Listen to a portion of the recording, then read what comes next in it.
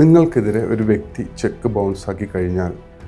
നിങ്ങൾക്ക് എന്താണ് ചെയ്യാൻ സാധിക്കുക എന്നുള്ളതിനെക്കുറിച്ചാണ്. അപ്പോൾ നമുക്കിതിലെ ഒരു പാർട്ടി ഈ ഒരു ചെക്ക് ബാങ്കിൽ കൊണ്ടുപോയി നമ്മൾ കൊടുത്ത ഒരു പേഴ്സണൽ ചെക്ക് ആയിക്കൊള്ളട്ടെ, അല്ലെങ്കിൽ ഒരു കമ്പനി ചെക്ക് ആയിക്കൊള്ളട്ടെ, നമ്മുടെ കമ്പനിയുടെ ചെക്ക് ആയിക്കൊള്ളട്ടെ, ബൗൺസ് ആക്കുകയും ആ ബൗൺസ് ആക്കിയതിന് ശേഷം അയാൾ നമുക്കെതിരെ ഒരു ചെക്ക് എക്സിക്യൂഷൻ കേസ് ഫയൽ ചെയ്യുകയും ചെയ്തു കഴിഞ്ഞാൽ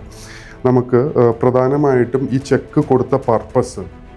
എന്താവശ്യത്തിനാണോ ഈ ചെക്ക് കൊടുത്തത്, ഇപ്പോൾ പല ബിസിനസ് ട്രാൻസാക്ഷനിലൊക്കെ നമ്മൾ ഒരുപാട് കാണാറുണ്ട്, ഒരു സെക്യൂരിറ്റി പർപ്പസിന് വേണ്ടിയായിരിക്കാം, അല്ല റിയൽ എസ്റ്റേറ്റിലൊക്കെ സെക്യൂരിറ്റി പർപ്പസിന് വേണ്ടിയിട്ടായിരിക്കാം നമ്മൾ ഈ ചെക്ക് കൊടുക്കുന്നത്. അപ്പോൾ ആ പർപ്പസ് തെളിയിക്കാൻ വേണ്ടിയിട്ടുള്ള എന്തെങ്കിലും ഒരു കറസ്പോണ്ടൻസ്, അത് വാട്സപ്പ് കറസ്പോണ്ടൻസ് ആവാം, ഇമെയിൽ കറസ്പോണ്ടൻസ് ആവാം, ഇല്ല എങ്കിൽ ആ ചെക്ക് കൊടുത്ത സമയത്ത് നമ്മൾ എന്തെങ്കിലും ഒരു എഗ്രിമെൻറ്റ്സ് ഈ പാർട്ടി തമ്മിൽ ഉണ്ടാക്കിയിട്ടുണ്ടെങ്കിൽ ആ എഗ്രിമെൻറ്റും നമുക്ക് വെച്ചിട്ട് ഈ കേസിനെ ഡിഫെൻഡ് ചെയ്യാൻ സാധിക്കുന്നതാണ്. അല്ലാത്ത പക്ഷം check execution case opposite party നമുക്കെതിരെ സ്റ്റാർട്ട് ചെയ്ത് കഴിഞ്ഞാൽ നമ്മൾ ഈ പറഞ്ഞതുപോലെ ഈ എമൗണ്ട് കൊടുക്കാൻ ബാധ്യസ്ഥനാണ്.